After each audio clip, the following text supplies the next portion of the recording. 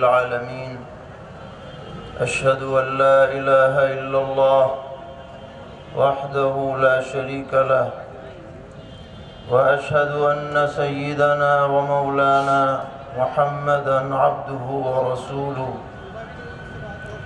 صلى الله تبارك وتعالى عليه وعلى آله وأصحابه وذرياته أجمعين أما بعد فأعوذ بالله من الشيطان الرجيم بسم الله الرحمن الرحيم إن الدين عند الله الإسلام صدق الله مولانا العلي العظيم۔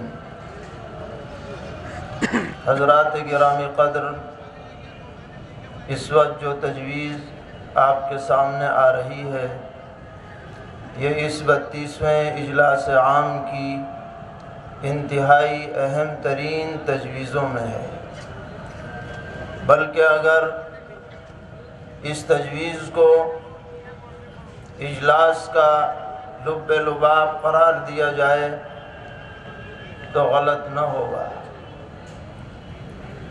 اس تجویز کا عنوان ہے محاسن اسلام۔ تو اسلام خوبیوں کا نام ہے، سچائی کا نام اسلام ہے، اچھے اخلاق کا نام اسلام ہے، رواداری اور مساوات کا نام اسلام ہے، پاک دامنی اور شرم و حیا کا نام اسلام ہے، اور ایک انسان انسانیت کے تقاضوں کو پورا کرے اس کا نام اسلام ہے۔ یہ وہ مذہب ہے جو دین فطرت ہے، اور اس کے قوانین اور تعلیمات بندوں کے اور مخلوق کے بنائے ہوئے نہیں ہیں، بلکہ خلاق دو جہاں کے بنائے ہوئے ہیں۔ اس لیے یہ دین قائم ہے، یہ دین قائم رہے گا، اس دین کی تعلیمات روشن ہیں اور انشاءاللہ قیامت تک روشن رہیں گی۔ لیکن ہماری ذمہ داری ہے کہ ہم دنیا کے سامنے اسلام کی خوبیوں کو اجاگر کریں، اسلام کے پیغامات کو پھیلائیں، اور ہمارے مخالفوں کی طرف سے اسلام کی جو غلط تصویر اور شبیہ پیش کی جا رہی ہے اس شبیہ کو صاف کرنے کی ہم کوشش کریں۔ اور اس کے لیے ہمیں جہاں کانفرنسیں کرنی ہوں گی، اجلاس کرنے ہوں گے، لوگوں سے ملنا جلنا ہوگا، بیانات کرنے ہوں گے، اس سے زیادہ ہمیں عملی زندگی میں اسلام کے نمونوں کو پیش کرنا ہوگا۔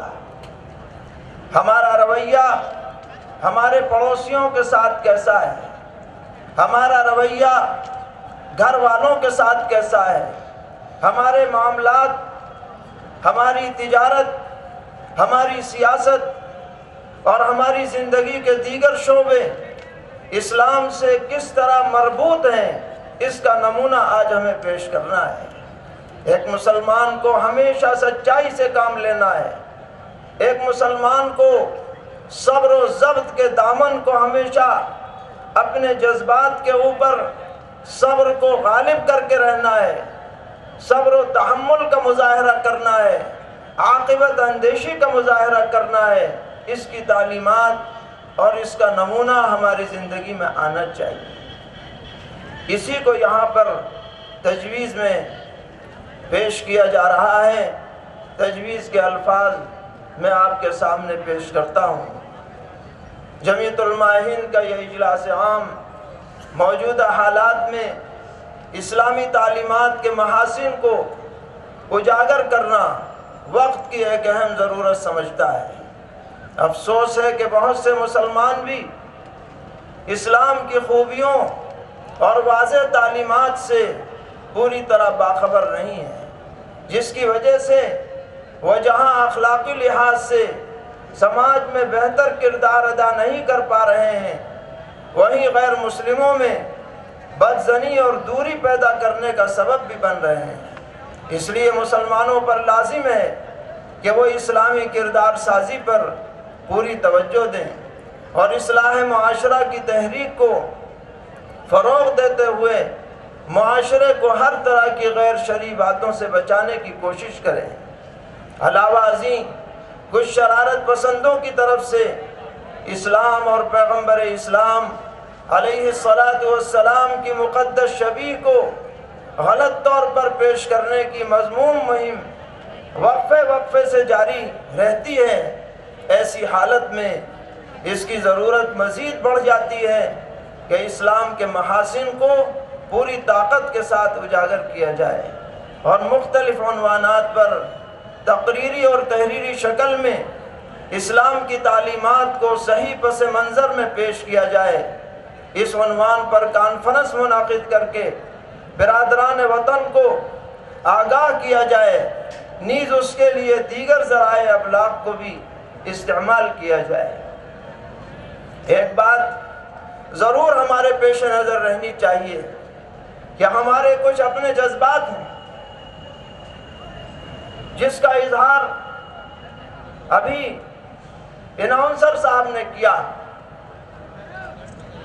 کہ گستاخ زبانوں کو وہ کاٹ کے رکھ دیں گے، دنیا میں محمد کے دیوانے ہزاروں ہیں۔ بے شک یہ ہمارے جذبات، لیکن حالات اور صورتحال جس ملک میں ہم رہتے ہیں، جس جگہ پر ہمارا قیام ہے، وہاں اس کا ہمیں کس طرح سے مقابلہ کرنا ہے، اس کے بارے میں ہمیں شرعی اصولوں کو پیش نظر رکھنا چاہیے۔ اسلام کی یہ تعلیم ہے کہ کچھ ایسے معاملات ہیں کہ جن کے اندر آدمی کو چاہے کتنا ہی غصہ آئے اور اس کے تن بدن میں آگ لگ جائے اور اس کے جذبات میں ابال آ جائے، لیکن اس کے رد عمل کرنے کے لیے قانون کا سہارا لینا ضروری ہوتا ہے۔ جہاں اسلامی حکومت ہو، اسلامی اقتدار اعلیٰ ہو اور وہاں پر اسلامی قانون کے اعتبار سے سزائیں جاری ہوتی ہوں، وہاں بھی کسی کو فرد کو اپنے طور پر سزا جاری کرنے کا اختیار نہیں ہے۔ پہلے مقدمہ عدالت میں جائے گا، عدالت سنوائی کرے گی، تحقیق ہوگی، پھر فیصلہ ہوگا۔ تو ایک ہے ان نفرت پھیلانے والوں کا کردار، یہ موجب مذمت ہے، یہ کسی مسلمان کو کبھی برداشت نہیں ہو سکتا، لیکن اس کے اوپر کیا رد عمل ہو اس کے لیے قانون کو اپنے ہاتھ میں لینا جائز نہیں ہے۔ یہ اسلام کی تعلیم نہیں ہے۔ جناب رسول اللہ صلی اللہ تعالی علیہ وسلم کی سیرت طیبہ سے، حضرات صحابہ کرام رضی اللہ تعالی عنہم کے عمل سے، فقہا کی تصریحات سے جو ہمارے لیے حدود متعین کی گئی ہیں، ان حدود سے ہمیں باہر نہیں جانا ہے۔ اور یہ جمعیت علماء کا ہمیشہ سے یہ طریقہ رہا، وتیرہ رہا کہ ایسے حالات آزادی سے پہلے بھی پیش آئے اور بعد میں بھی پیش آئے۔ جمعیت علماء نے لوگوں کو یہ پیغام دیا کہ اس کے خلاف قانونی کارروائی کی جائے، اور اسی لیے اظہار رائے کی آزادی والی تجویز میں پہلے نمبر پر یہ جز رکھا گیا ہے کہ نہ صرف یہ کہ پیغمبر اسلام علیہ السلام بلکہ ہر مذہب کی مقدس شخصیات کے خلاف کوئی بھی گستاخی کی کوئی حرکت کرے، اس کے خلاف سزا کا قانون ہونا چاہیے، تاکہ اس قانون کے ذریعے سے اس کو کیفر کردار تک پہنچایا جا سکے۔ اللہ تعالی ہم سب کو اسلام کی خوبیوں کو اپنانے، اجاگر کرنے، دوسروں کے سامنے بہترین اسلامی کردار پیش کرنے کی توفیق عطا فرمائے۔ وآخر دعوانا الحمدللہ رب العالمین۔